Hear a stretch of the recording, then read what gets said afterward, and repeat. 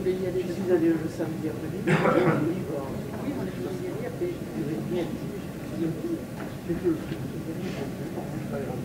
Ah, d'accord. Bon, je peux enlever le masque, je suis l'un de vous tous. Donc, merci d'être venu ce soir à cette conférence, dont je ne vais pas présenter, ça serait une offense que je lui ferais. Gérard Crevon, il est connu, très connu, parce qu'on peut dire que c'est un des spécialistes actuels du canal du Midi, de l'histoire du canal du Midi, mais aussi, et surtout, je dirais, enfin, pour nous, pour Revel, un spécialiste aussi de l'alimentation en eau, du canal du Midi, et notamment, c'est lui qui a, d'autres qu'il avait fait un peu avant, mais lui, il a vraiment mis l'accent sur le détail de la première rigole d'essai qu'il y avait eu dans la montagne. Il avait d'ailleurs fait une très belle publication. Donc Gérard, on le connaît depuis très très longtemps, il vient souvent au réservoir. Il y a Dominique Pilato, la directrice, qui est là. Merci Dominique d'être venu. T'as pas voulu venir sur l'estrade, mais c'est une chose qu'on organise ensemble, le réservoir, la Société d'Histoire. Donc Gérard, on le connaît depuis longtemps, c'est un ami, il est membre de plein d'associations, d'Arfon, de Revel et d'autres. Et on est très heureux. Alors tu vas nous parler aujourd'hui de l'inauguration du canal entre Toulouse et le Seuil-de-Nourouse. Bien avant que le reste soit fait. Enfin, tu m'en as parlé un peu tout à l'heure, tu m'as dit qu'il y avait quelques petits travaux qui commençaient, mais là c'est vraiment une partie qui avait été faite, en fait tu vas nous l'expliquer, une partie qui avait été faite par Eke, qui a été inaugurée. Donc je ne vais pas parler plus longtemps, voilà. Je te laisse la parole, et je te remercie Gérard de nous faire le plaisir et l'honneur de venir ici. Merci Jean-Paul. Bonsoir mesdames, bonsoir messieurs. L'inauguration du canal du Midi, Jean-Paul a dit de Toulouse à Nourouz, et moi je dis de Nourouz à Toulouse. Donc il y a 350 ans, très bientôt. Dans son édition du 7 mars 1672, il y aura donc bientôt 350 ans, la Gazette de France apprenait au public parisien qu'un événement assez particulier venait d'avoir lieu en Languedoc.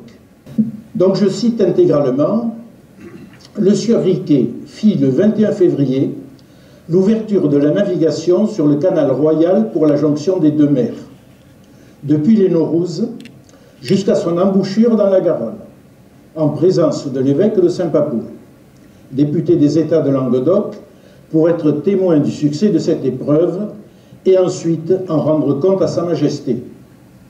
5 barques, dont une appelée la Royale, et 4 autres destinées pour l'artillerie, partis des Nourouzes le 21 février à 10 h du matin avec tous leurs équipages, passèrent 15 corps d'écluses en si peu de temps que le 22, elles entrèrent dans la Garonne sur les 5 h du soir, quoique les différentes rivières qui devaient par leurs eaux contribuer au passage, fussent extrêmement basses alors. » Fin de citation.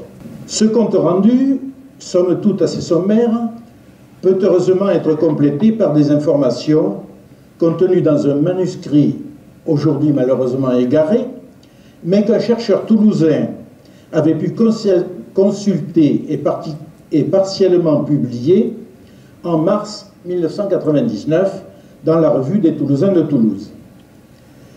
Donc un dimanche d'hiver de 1672, une flottille de 5 bateaux, ayant à leur bord de hautes personnalités de la province de Languedoc, avait largué les amarres au bassin de Nourouz. Bassin de Nourouz qui n'était pas comme maintenant rempli de terre, mais encore totalement en eau, et avait paisiblement navigué sur le canal du Midi jusqu'à Toulouse. La première barque, nommée la Royale, se distinguait par ses ornements. Elle comptait un équipage de 12 rameurs vêtus aux couleurs du roi. À son bord avait pris place Monseigneur Joseph de Montpezat de Carbon, évêque de Saint-Papoul, et commissaire député des États de Languedoc pour le canal. Il présidait cette inauguration Son diocèse s'étendait sur une bonne partie du Lauragais et contenait notamment Naurouz. Auprès de lui était l'ingénieur Ponce-Alexis de la Feuille, inspecteur du roi pour les ouvrages du canal. On y trouvait aussi M. Pierre-Louis de Rèche de Pénautier, trésorier de la Bourse des États de Languedoc, et M. Christophe de Mariotte, greffier des mêmes États. Et enfin, Pierre-Paul Riquet, le concepteur et maître d'œuvre de la nouvelle voie d'eau. Parmi les barques qui accompagnaient la Royale, l'une d'elles, percée de 6 croisées, disposait d'une salle dans laquelle on avait installé une table de 24 couverts. L'ornementation du plafond figurait horloge, cadran et boussole. 3 autres barques emportaient quelques gentilshommes, plusieurs conseillers au Parlement et d'autres notables de Toulouse et de la province qui souhaitaient assister à la réussite d'une entreprise qualifiée d'extraordinaire. Ces 5 barques avaient quitté Toulouse le jeudi précédent sous la conduite de Riquet qui amenait avec lui les personnalités toulousaines. En remontant le canal, elles avaient gagné le bassin de Naurouz où elles avaient été rejointes le surlendemain par l'évêque de Saint-Papoul, venu de son évêché avec les autres hauts personnages de la province. Donc, ce dimanche 21 février 1672, à 10 h, tout le monde embarqua à Naurouz, au son des hautbois et de quelques coups de canon, et les barques prirent la direction de Montgiscard. Chaque écluse fut franchie avec facilité, en moins d'un quart d'heure. Pendant le parcours, on passa à table dans la salle flottante, où l'on mangea aussi commodément qu'on aurait pu le faire dans un palais immobile. Cela permit de convaincre quelques incrédules qui doutaient encore des possibilités d'utilisation du canal. Tout au long de la navigation, une foule importante, venue des villes voisines et des campagnes, s'était rendue sur les bords du canal. La jeunesse tirait des salves de mousqueterie en criant « Vive le roi !», tandis que les femmes et les filles, les bras chargés de fleurs des champs, les dispersaient en abondance sur les barques, donnant ainsi 1000 marques d'une allégresse extraordinaire. Le lendemain, lundi 22 février, tous les participants rembarquèrent à Montgiscard à 10 h, et après avoir passé les 11 écluses restantes dans des conditions excellentes, la flottille arriva vers 5 h du soir dans l'embouchure de la rivière Garonne. Pendant que les coups de canon annonçaient au loin la conclusion de cette navigation, les barques, évacuées, se mirent en position de descendre vers le fleuve. Le peuple fut témoin du succès de ce voyage qui avait paru au départ incroyable aux uns et douteux aux autres. Cette arrivée se passa bien sûr en musique. Ce qui frappa les esprits, ce fut de constater la profondeur du canal et sa régularité, tout cela fait de main d'homme, alors que les rivières naturelles en cette saison connaissaient un manque d'eau. Ceux qui avaient craint des infiltrations importantes étaient rassurés. Une fois l'opération terminée, l'évêque de Saint-Papoul partit pour Paris, porter au roi la bonne nouvelle de la réussite. Par cette navigation inaugurale solennelle, Riquet avait voulu marquer publiquement l'achèvement de la première section du canal royal de communication des mers en Languedoc, la réalisation de ses 52 premiers kilomètres. Pendant la période écoulée, il avait, comme on dit vulgairement, essuyé les plâtres. Maintenant, il estimait avoir achevé son apprentissage de créateur de canal. Cette affaire du canal du Midi avait commencé 10 ans plus tôt, en 1662, un an après que Louis XIV ait pris personnellement le pouvoir à la mort de Mazarin. Riquet était alors fermier général des Gabelles de Languedoc, et le 15 novembre, il avait eu l'audace d'écrire à Colbert, qui débutait alors sa carrière ministérielle, pour lui proposer de créer un canal de navigation entre Garonne et Méditerranée. 350 ans après, nous pouvons toujours admirer le résultat. Notre canal du Midi est à cheval sur deux bassins fluviaux, celui de la Garonne et celui de l'Aude. C'est ce qu'on appelle un canal à point de partage. Ce point crucial, c'est l'endroit où le canal traverse la ligne de partage des eaux, c'est le point le plus haut de son parcours. Sur notre canal du Midi, il se situe, comme vous le savez, au seuil de Naurouz, à 190 mètres d'altitude et à 60 mètres au-dessus du niveau de la Garonne à Toulouse. La difficulté majeure du projet consistait à amener à ce point fondamental de l'eau en grande quantité. Depuis François Ier, plusieurs solutions avaient été proposées, qui toutes utilisaient l'eau venant des Pyrénées. Mais, compte tenu des incertitudes sur leur validité et de l'énormité prévisible de leur coût, aucune ne fut retenue. Dans les années 1650, sous le ministère de Mazarin, Pierre-Paul Riquet résidait à Revel, au pied de la montagne Noire. Et il est assez perspicace pour s'aviser que ce massif, qui domine toute la région, recèle suffisamment d'eau pour faire fonctionner un canal de navigation. De plus, il est assez ingénieux pour concevoir la façon de recueillir cette eau dans un réseau de rigoles judicieusement tracé dans la montagne et à ses pieds, de la stocker dans un énorme bassin, celui de Saint-Ferréol, et enfin de la conduire jusqu'au point de partage à Naurouz, où il l'emmagasine à nouveau dans un deuxième grand bassin.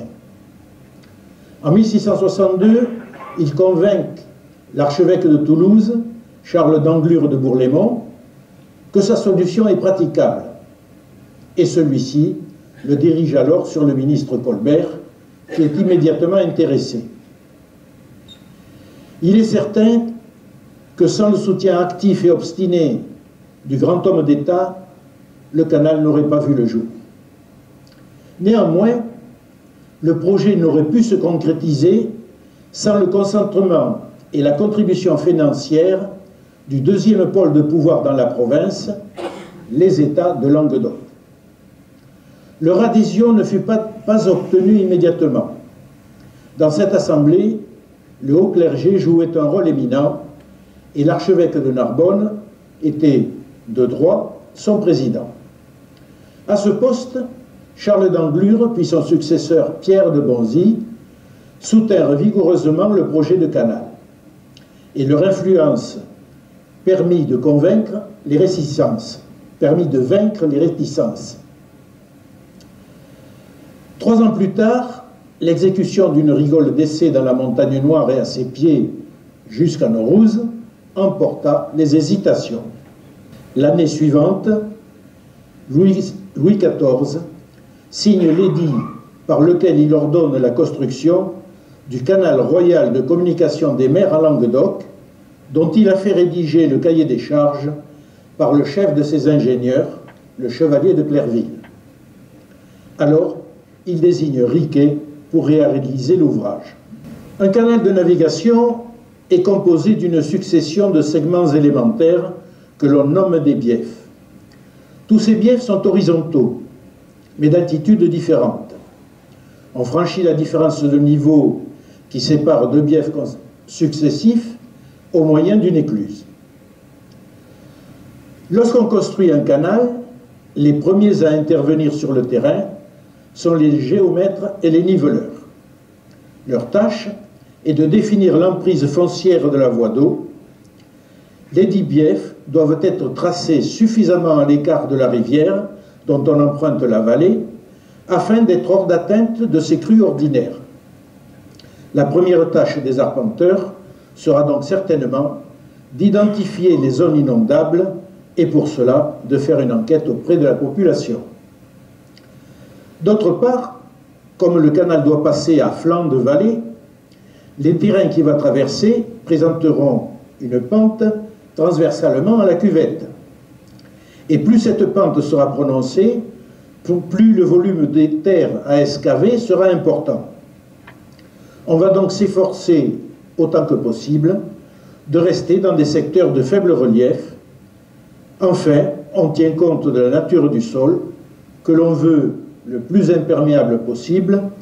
Ainsi, on privilégie les terrains argileux et l'on prend soin d'éviter les terrains sablonneux.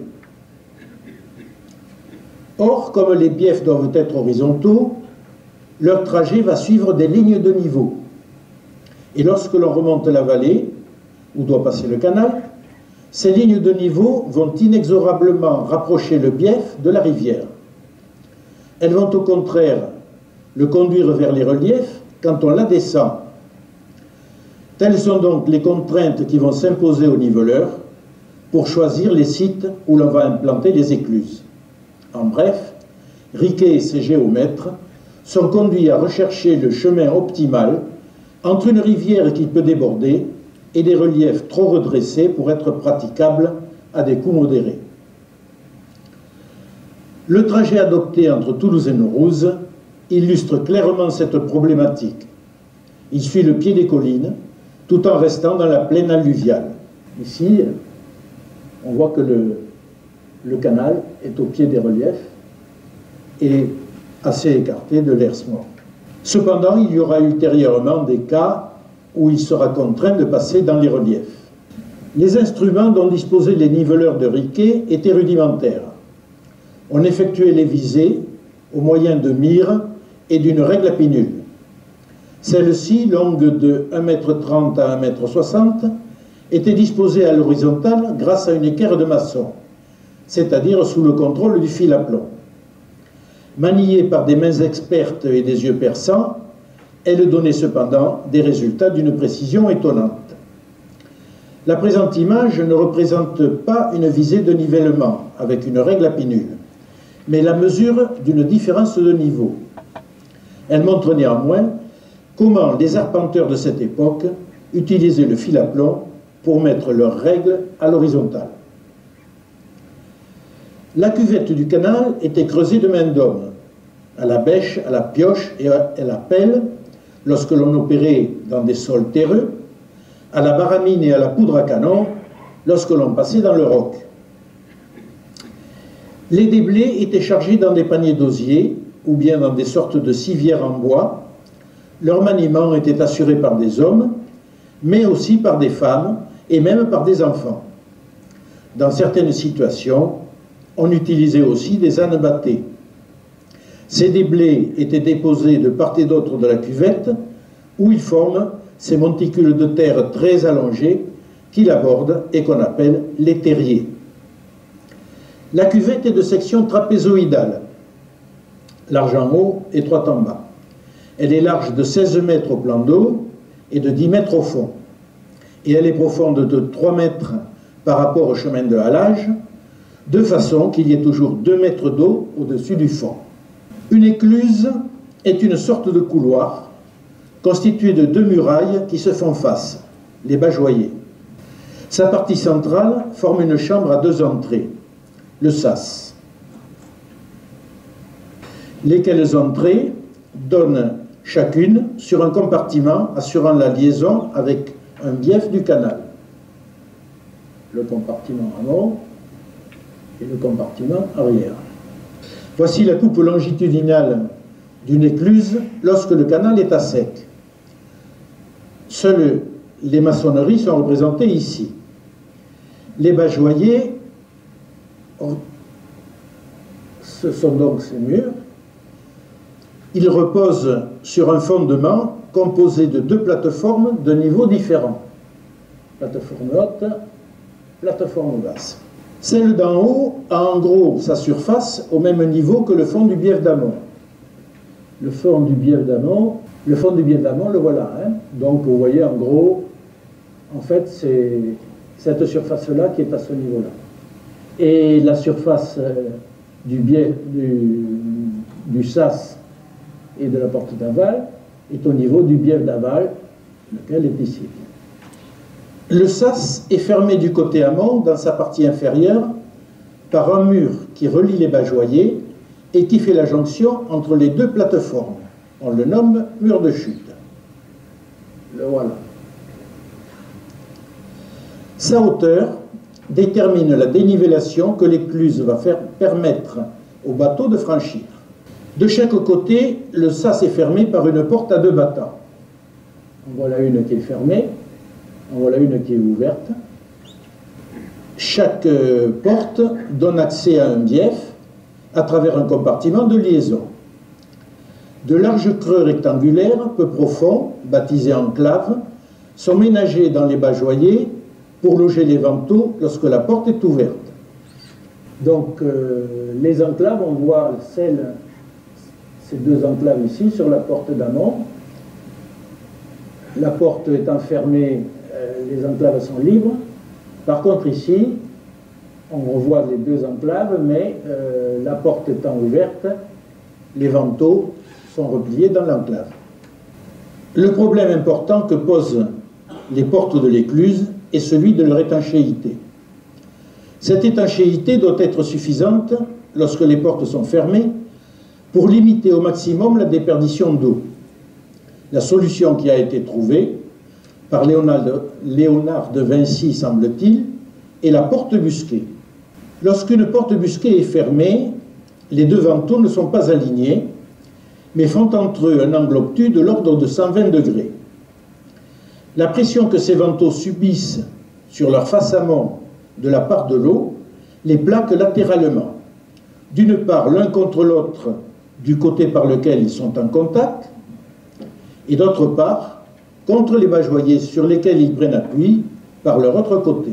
Donc, vous voyez, les deux vantaux se touchent ici, et chaque ventail est en contact avec un bajoyer. À cet effet, on a donné à la bordure aval des enclaves une forme en quart de cercle. Et cette réunion en quart de cercle, on l'appelle la feuillure ronde. Enfin, à son extrémité inférieure, le ventail appuie contre un petit massif triangulaire horizontal, faisant saillie sur le fond, que l'on appelle busque ou éperon. C'est ce massif-là. Si les joints sont correctement réalisés, le système est efficace, tout en étant assez simple à réaliser. Ce dessin représente les 2 faces d'un même ventail. Les vantaux des portes sont de beaux ouvrages de charpenterie. Ils sont constitués de 2 grandes pièces verticales, les poteaux, ici et ici, lesquels sont reliés par des entretoises horizontales ici, et stabilisés par des entretoises obliques, donc ici. On voit la même chose sur l'autre face. Du côté du bajoyer, le poteau tourillon est le pivot du ventail. Il est arrondi en demi-cercle sur son côté extérieur, de manière à bien s'ajuster à la feuillure ronde de l'enclave. Donc, le poteau tourillon, c'est celui-là sur votre ventail, et c'est celui-ci. Et celui-ci.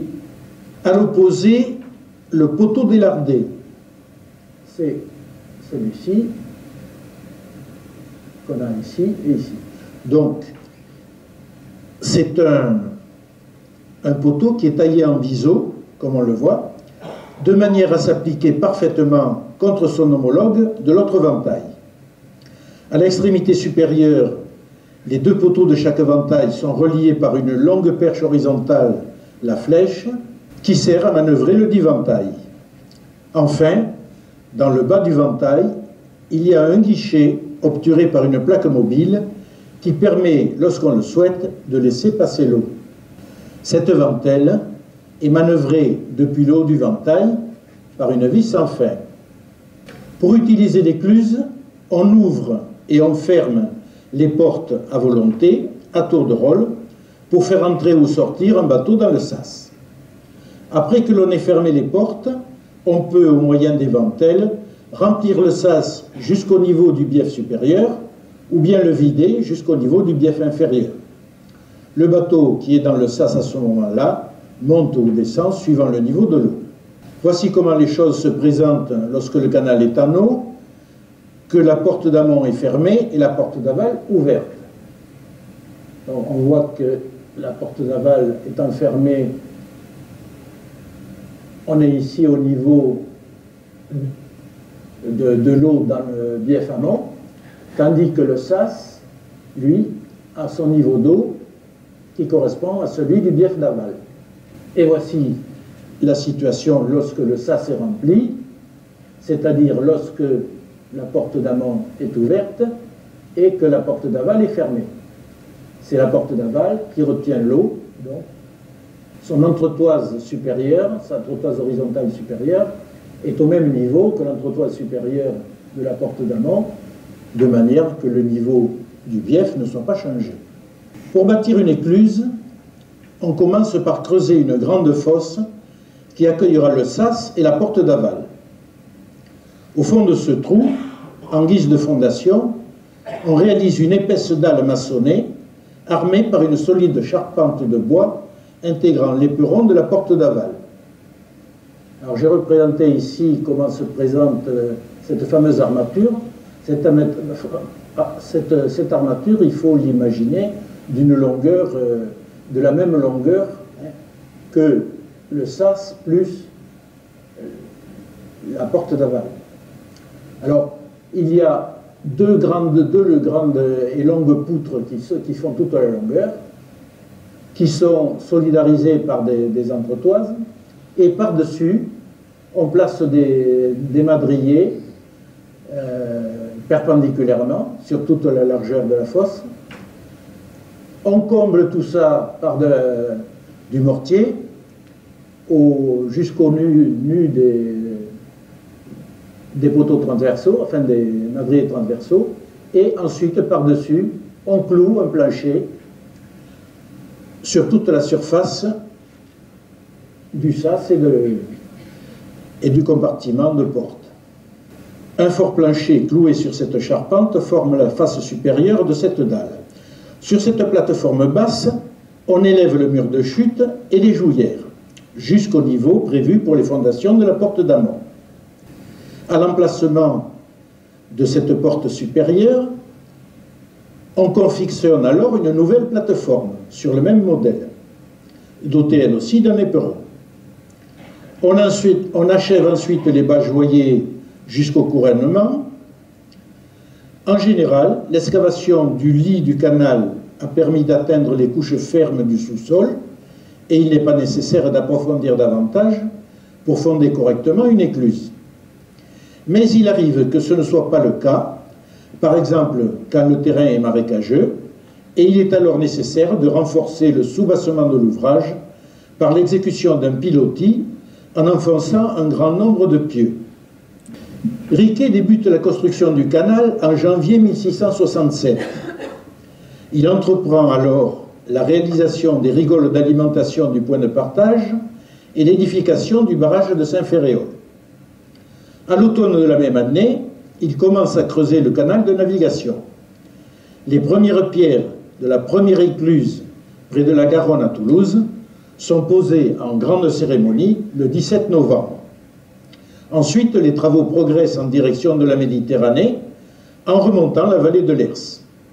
La rigole d'alimentation est achevée en 1668 et au début de 1669, on constate une anomalie à l'écluse des Minimes à Toulouse. L'écluse des Minimes, les murs du sas se sont un peu déformés. On attribue ce défaut à la pression exercée par les terres trop rapidement remblayées dans la fosse contre des maçonneries encore fraîches.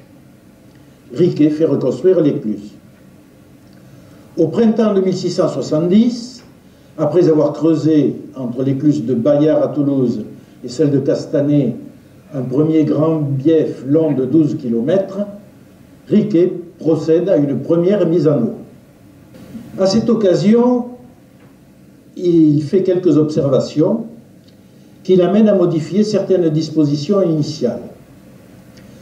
C'est à ce moment-là qu'il choisit de donner à la cuvette du canal un gabarit plus évasé, amenant sa largeur à 20 mètres au niveau de la surface du plan d'eau. Donc de 16 mètres, on passe à 20 mètres. C'est là aussi qu'il adopte la fameuse forme ovale des écluses qui donne à ces dernières une meilleure résistance à la poussée des terres. En outre, ils limitent leur hauteur de chute à 3,90 m, fixent définitivement la largeur des portes à 5,90 m et la longueur du sas à 29 mètres. En effet, au printemps de cette année 1670, il a envoyé un moine montpelliérain s'enquérir des dimensions précises des bateaux naviguant sur les étangs ou cabotant le long de la côte languedocienne et susceptibles d'emprunter le canal. Voici le seul plan d'exécution d'une écluse, contemporaine de Riquet, qui nous soit parvenu. Il concerne l'écluse d'Incassan, sur la commune d'Avignonnet. C'est le plan d'une écluse simple. La hauteur du mur de chute y est de 3,90 m. Si les éperons sont hauts de 30 cm, la chute réelle de l'écluse sera de 3,60 m. Au début de 1670, on passe les marchés de cette écluse au maître maçon Pierre Mazière et au maître charpentier Arnaud Lombard. Leurs travaux débutent en février 1670, mais ils connaissent assez vite quelques difficultés, probablement à cause de la nature du terrain et de la présence de nappes phréatiques, si bien qu'il est nécessaire d'adapter le projet. Puis, en mai 1671, un éboulement se produit à l'extrémité d'un bajoyer, ce qui oblige Riquet à faire réaliser un pilotis avant de le reconstruire et à embaucher un second maître maçon pour accélérer le travail. Finalement, les armatures et les revêtements en bois des plateformes sont achevés à la mi-novembre, les vantaux des portes sont mis en place et l'écluse semble terminée, comme d'ailleurs toutes celles de cette section. Sur ce plan, qui est un peu plus tardif, puisqu'il date de 1730, on voit clairement les poutres transversales, le remblayage de maçonnerie entre et le plancher qui est cloué par-dessus. Les busques, les éperons sont fabriqués de la même manière. Pendant qu'à Incassan, on procédait aux modifications successives, le chantier du canal avait progressé vers l'est et il avait finalement atteint Naurouz. Le grand bassin du point de partage était prêt. Dans la montagne noire et à son pied, l'eau circulait dans les rigoles d'alimentation. Seul le barrage de Saint-Féréol n'était pas encore prêt à remplir sa fonction. Afin de frapper les esprits et de faire taire les détracteurs, Riquet voulait inaugurer avec éclat le tronçon de Toulouse à Naurouz après la clôture de la session annuelle des États de Languedoc, au mois de février suivant. Il était fortement incité par le président de cette assemblée, Pierre de Bonzy, archevêque de Toulouse, et par un autre personnage influent de cette institution, Pierre-Louis Rech de Pénoutier, trésorier de la Bourse. Au milieu de novembre de 1671, Riquet inspecte le chantier du canal encore à sec, en compagnie d'Alexis de la Feuille, l'ingénieur que Colbert a placé auprès de lui, et de Claude Bazin de Beson, l'intendant de Languedoc. À la suite de quoi, il fait procéder vers le 20 novembre à la première mise en eau complète du tronçon de Toulouse à Naurouz. S'il constate avec satisfaction que la rigole délivre à suffisance l'eau indispensable au remplissage et au fonctionnement du canal, il a par contre la désagréable surprise de découvrir qu'à l'écluse d'Incassan, la hauteur de l'eau au-dessus de l'éperon d'aval n'atteint même pas 80 cm au lieu des 1,95 m exigés contractuellement. Seules les barques d'un tirant d'eau inférieur pourront passer, ce qui n'est vraiment pas le cas des 2 barques d'apparat que Riquet a fait fabriquer spécialement en prévision de la future inauguration. On a donc commis une erreur importante dans le nivellement de la retenue de Renneville, dont l'écluse d'Incassan constitue l'extrémité amont. Le fond de celle-ci n'est pas parfaitement horizontal, mais présente au contraire une pente globale vers l'aval. Ce biais fait 2,8 km de long, Cet écart de 1,15 m ne représente toutefois qu'une erreur relative de 0,04 %. Les niveleurs de cette époque étaient donc compétents, mais on avait atteint les limites de leurs possibilités. La précision de leur outil était insuffisante pour mener à bien le nivellement des biefs dont l'horizontalité doit être parfaite. De plus, un défaut similaire, bien que d'importance moindre, affecte également l'écluse de Montgiscard. En toute logique, il est nécessaire de reprendre les travaux pour rectifier les écluses défectueuses et recreuser les biefs fautifs. La dénivellation que la topographie commandait de franchir à un cassant était en réalité de 4,75 m. Pour la chute des écluses simples, Riquet semble s'être fixé une limite à 3,90 m. C'est le cas de l'écluse de Négra, à Montesquieu-Lauragais, qui présente la chute la plus haute, réalisée dans un sas sur le canal du Midi. Par conséquent, Riquet n'a d'autre choix que d'accoler un second sas à l'aval du premier. Cependant, le délai dont il dispose avant l'inauguration ne permet pas d'entreprendre des travaux de cette importance. Il doit trouver une solution provisoire. Sans doute fait-il tout d'abord abaisser la partie de la plateforme basse supportant la porte d'aval. Une autre manière de traiter le problème était de relever le niveau du plan d'eau du bief d'aval. Dans une certaine limite, il était facile de rehausser les portes d'amont de l'écluse de Renneville en fixant à leur sommet des pièces de bois adaptées.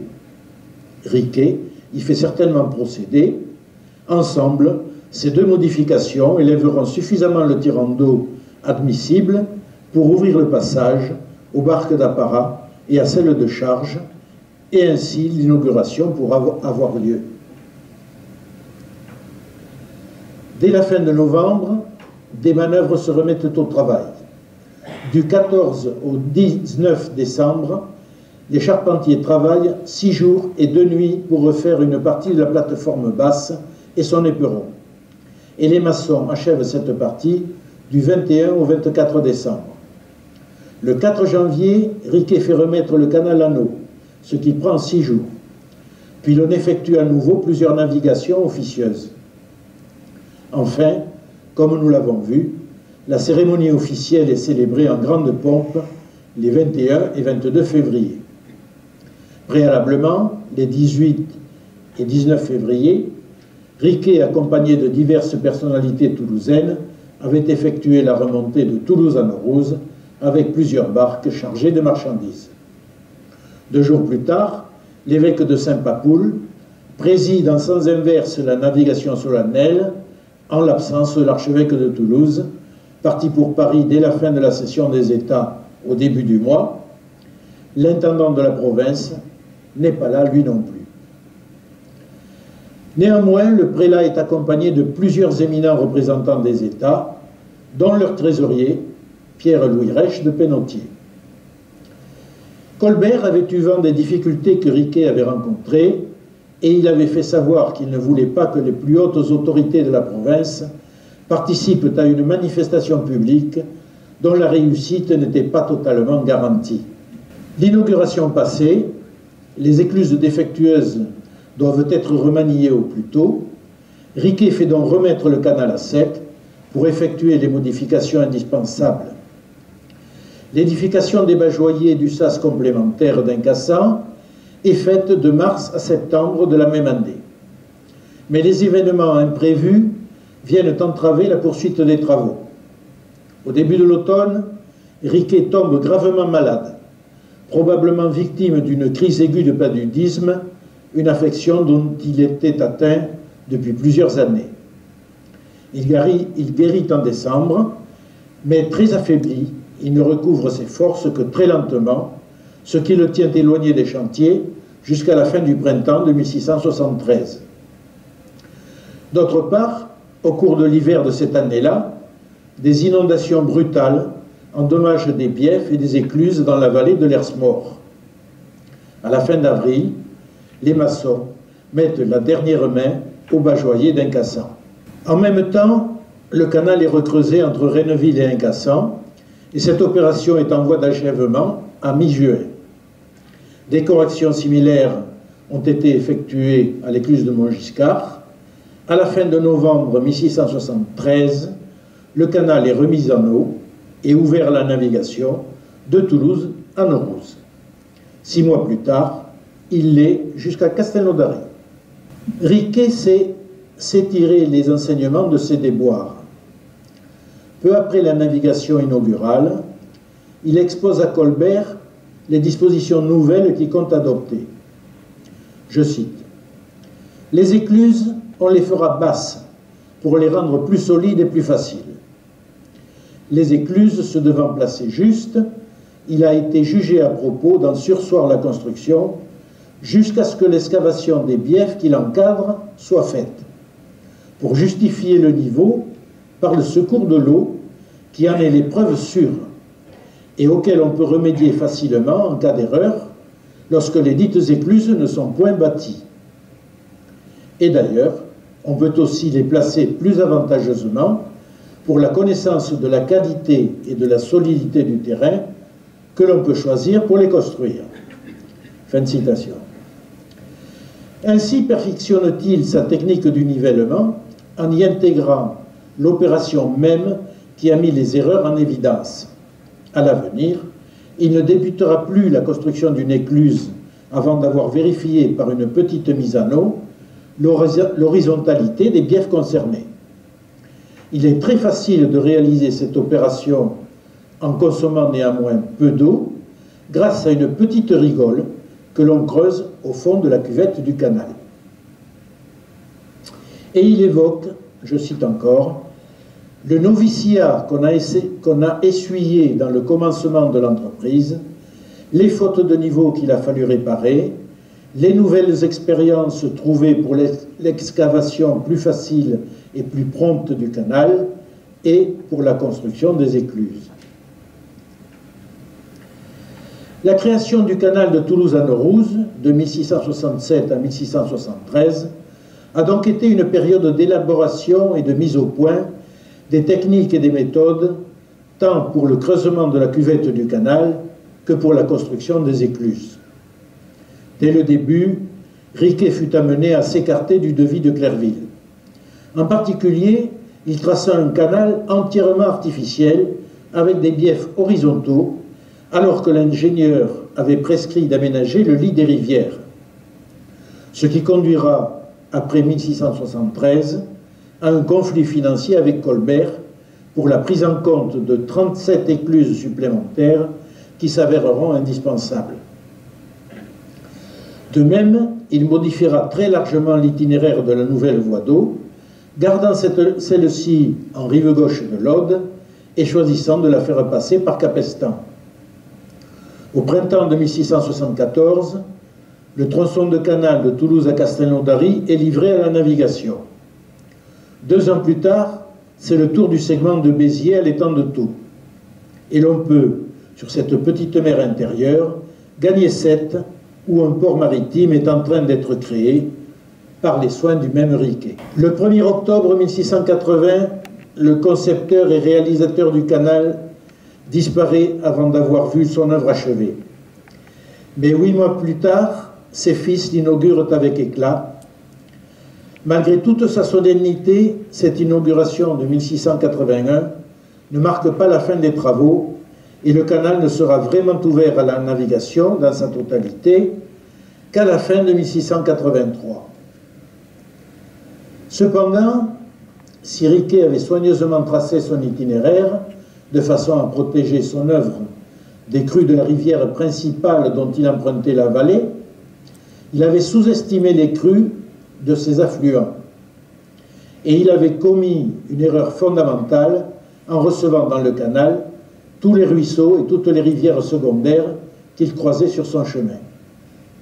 Si en temps ordinaire, ceux-ci contribuaient à son alimentation en eau, leurs crues amenaient régulièrement dans le lit du canal des monceaux d'alluvions qui entravaient, voire bloquaient la navigation et dont le curage revenait cher. L'état actuel du bassin de Naurouse est un bon témoin de l'ampleur du phénomène. Au temps de Riquet, c'était un magnifique lac dans lequel il y avait partout 2,30 m d'eau.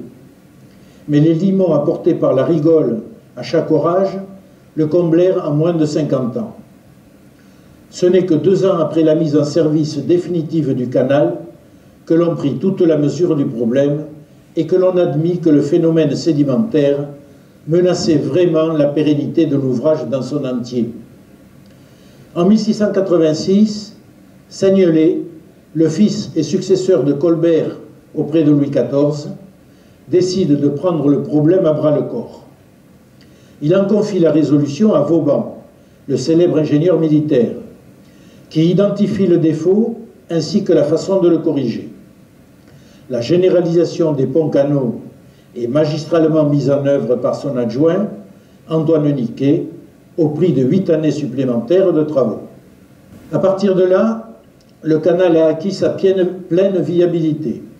Et en 1694, on peut le considérer comme achevé dans ses grandes lignes, bien qu'au fil des siècles, ses ingénieurs ne cesseront de le perfectionner. Sa mise en service entraîna le désenclavement des terroirs desservis.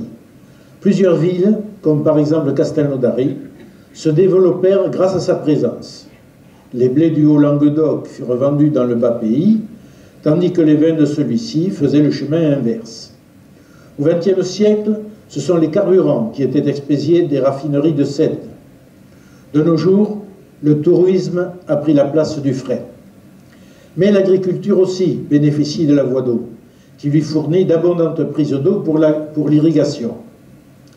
Le canal du Midi est une œuvre majeure du règne de Louis XIV. Plus de 3 siècles après sa réalisation, il tient toujours une place de choix dans le paysage et dans le cœur des gens du Languedoc. Je vous remercie.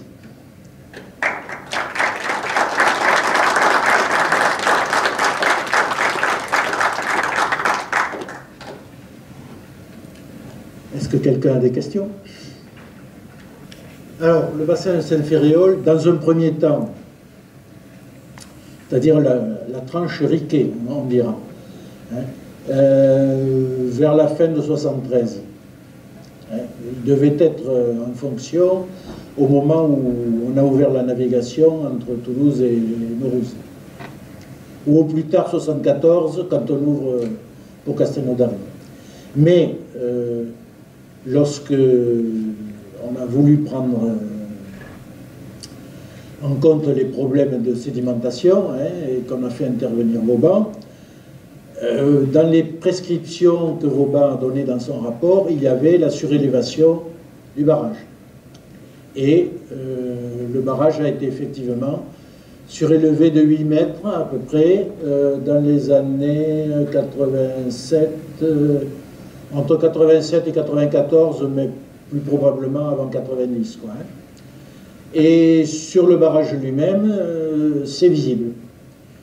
On sait, j'ai identifié la partie qui a été construite par Riquet et celle qui a été rajoutée, pas par Vauban, mais par Antoine Niquet, dont j'ai cité le nom tout à l'heure.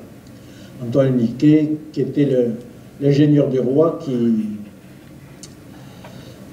qui pilotait finalement tout ce qui s'est réalisé sur le canal à cette époque-là, les ponts-canaux, l'agrandissement de Saint-Ferréol.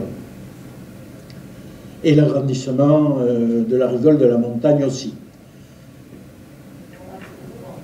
dont la voûte Vauban. On l'appelle voûte Vauban, bon, parce que c'est un personnage très célèbre, mais à part le fait qu'il ait dit, bon, ben, ce serait bien de creuser là un tunnel, il n'a rien dessiné. Hein. C'est véritablement Niquet et les ingénieurs qui travaillaient avec lui qui ont fait toute l'ingénierie de cette partie-là. Mais j'insiste sur le fait que, sur Seignelay, sur le fils de Colbert, parce que si lui n'avait pas réagi, eh bien, le canal se serait éteint de sa petite mort, parce que les fils de Riquet n'avaient plus d'argent. Quand Riquet est mort, il a laissé 2 millions de livres de dettes. Donc il ne pouvait pas aller beaucoup plus loin. Oui. Justement, sur le plan financier, on trouve le coût global du canal, ça coûtait, en compte, mais est-ce qu'il y avait un calcul économique pour savoir qu'est-ce que ça rapportera au fils de Riquet? Alors là, je n'ai pas d'informations là-dessus, mais je doute qu'ils aient fait une étude de marché avant. Mais on ne sait jamais. On ne sait jamais. Bon, le coût du péage, enfin le tarif du péage a été fixé par le roi quasiment dès le début. Je crois qu'il s'est surtout basé sur un quota de diminution du coût du transport par rapport au charroi. Je crois qu'ils ont pris le 5e du coût de... Donc, ils ont dû faire un rapport entre ce que pouvait transporter un chariot et ce que pouvait transporter une barque.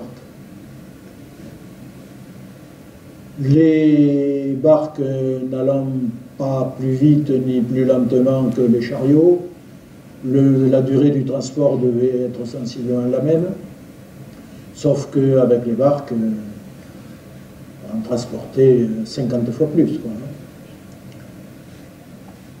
Les chemins étaient en très mauvais état.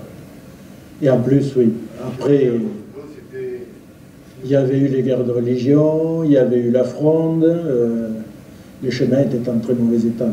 Ça a d'ailleurs été un des premiers travaux de Colbert aussi, de relancer la réflexion des routes, des grands chemins. On appelle ça les grands chemins. Mais les États de Languedoc contribuaient aussi de la même manière, au moins autant que le Rhône. Alors, il existait des barrages aussi grands ou plus grands que Saint-Ferréol, mais apparemment, ils n'étaient pas connus. Bon, depuis qu'on fait des recherches, on en a trouvé, hein, il y en a notamment en Espagne, un autre au Portugal, qui était aussi grand, mais c'était pas connu. Lorsque le Saint-Ferréol a été construit, ça a été l'admiration en Europe, parce qu'on ne savait pas qu'il en existait d'autres. Et Riquet lui-même n'avait certainement aucune idée de ces autres barrages qui existaient.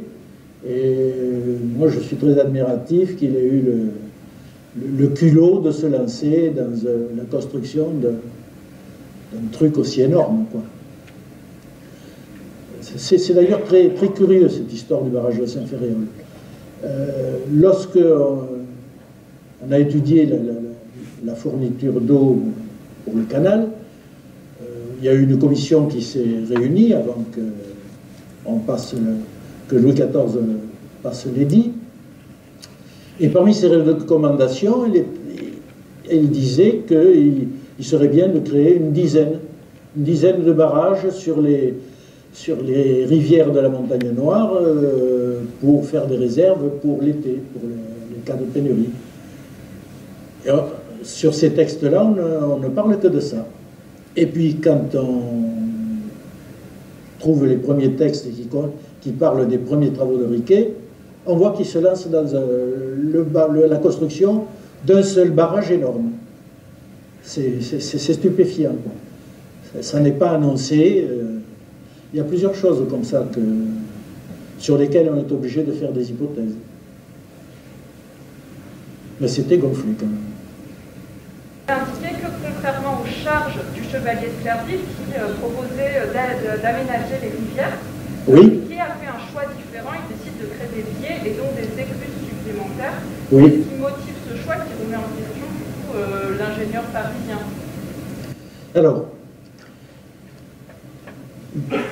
la fameuse commission dont j'ai parlé avait remis donc un rapport qui disait clairement qu'il y avait quand même des dangers à aménager le lit des rivières. Le danger principal, c'était les risques d'inondation. tous les hivers, presque toutes les rivières ont un débit bien plus fort, charrient des limons, des branches, des embâcles. Quand une rivière déborde, on ne peut pas faire passer de péniche. Donc, déjà au moment donc en 1664, la Commission avait émis la recommandation de ne pas aménager le lit des rivières, mais de faire un canal entièrement artificiel.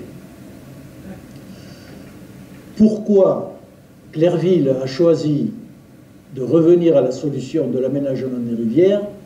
J'avoue que, est-ce que c'est pour des raisons économiques? Il est plus facile d'agrandir un lit qui est déjà fait que d'en tracer un entièrement. Est-ce que Clairville a eu peur des coûts? C'est possible. Mais Riquet a choisi de suivre, alors d'entrée, c'est un problème qui s'est posé dès le départ, ça. On fait un canal artificiel où on aménage le lit des rivières. Il n'y a pas de... Et Riquet a choisi donc de suivre la recommandation du rapport de la commission de 1664. Mais il y a une autre raison, c'est que dans cette commission avait pris des experts. Et parmi les experts que cette commission avait pris, il y avait un certain Hector de Bouteroux, qui était l'un des propriétaires du canal de Briard. Le canal de Briard, c'est le premier canal à point de partage avec les Assas qui a été construit en France une trentaine d'années avant le canal du Midi. Il a été ouvert, si je ne m'abuse, en 1648 ou 42, en tout cas entre 40 et 50. Et bien que sur une partie, sur un versant, ils aient aménagé effectivement le lit de rivière, sur une autre grande partie, notamment dans la vallée du Loing, ils avaient carrément creusé un canal totalement artificiel. Et je pense que Hector Bouteroux avait dû beaucoup insister pour que dans le rapport de la commission de 1664, on recommande de faire un canal entièrement artificiel. Je ne crois pas que Riquet l'ait pensé. Riquet, son but premier, c'était de récolter beaucoup d'argent pour payer les travaux.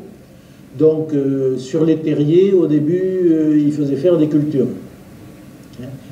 Après, on a planté des mûriers pour le verre à soie. Le paysage qu'on connaît actuellement date du 19e à peu près. Les grandes plantations de platanes, c'est le 19e. Bon, mais il est probable qu'il y ait eu des plantations d'arbres avant. Mais je ne sais pas si c'est de manière très organisée. C'est une période que je n'ai pas beaucoup étudiée. Déjà d'étudier celle que je viens de citer, ça représente pas mal de... Donc à bientôt, en tout cas, venez parler de nous, venez à ces conférences, parce que pour nous, je le dis bien souvent, vous êtes le sang qui coule dans nos veines, dans nos artères, la Société d'Histoire. Sans vous, on ne ferait pas. Voilà, merci.